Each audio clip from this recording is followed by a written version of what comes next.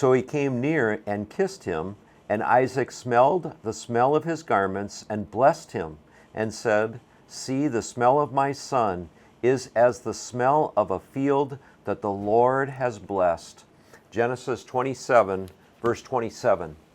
The idea of fathers blessing their children, especially their sons, is found in several different stories in the Bible.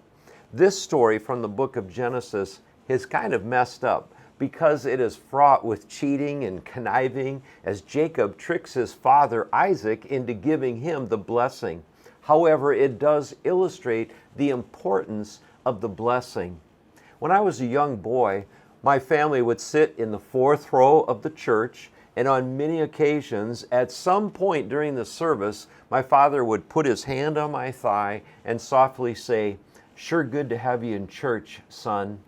When I was in high school, I wrestled, and even with many competing voices shouting and cheering, if I did something good, I could hear my dad's voice above the drone urging me on with the words, "One attaboy, son, one attaboy."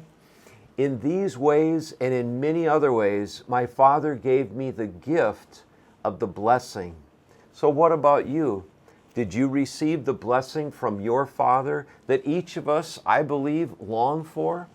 Perhaps you did, and perhaps you didn't. If you did, be grateful for that incredible gift. It's easy to take it for granted if we received it, but for those who didn't, it leaves a hole that's tough to fill. If you didn't receive the blessing, ask God to fill that hole as only He can. He is the one who knit you together in your mother's womb, according to Psalm 139. And He is the one who loved you enough to lay down His life for you, according to Romans 5:8.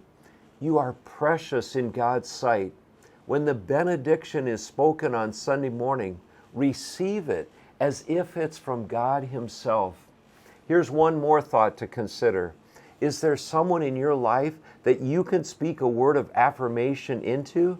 There are people all around us carrying hurts and dealing with emotional holes. Perhaps God would use you to let someone know that they have worth, that their lives matter. How do we do it? I think it can be done with a sincere compliment or a heartfelt word of appreciation. These exchanges may begin to heal the wound that was left by not receiving the blessing.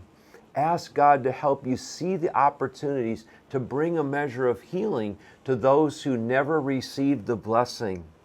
Henry Nouwen referred to the followers of Christ as wounded healers. Empowered by the Spirit, may that be true of us. Press on in the Lord.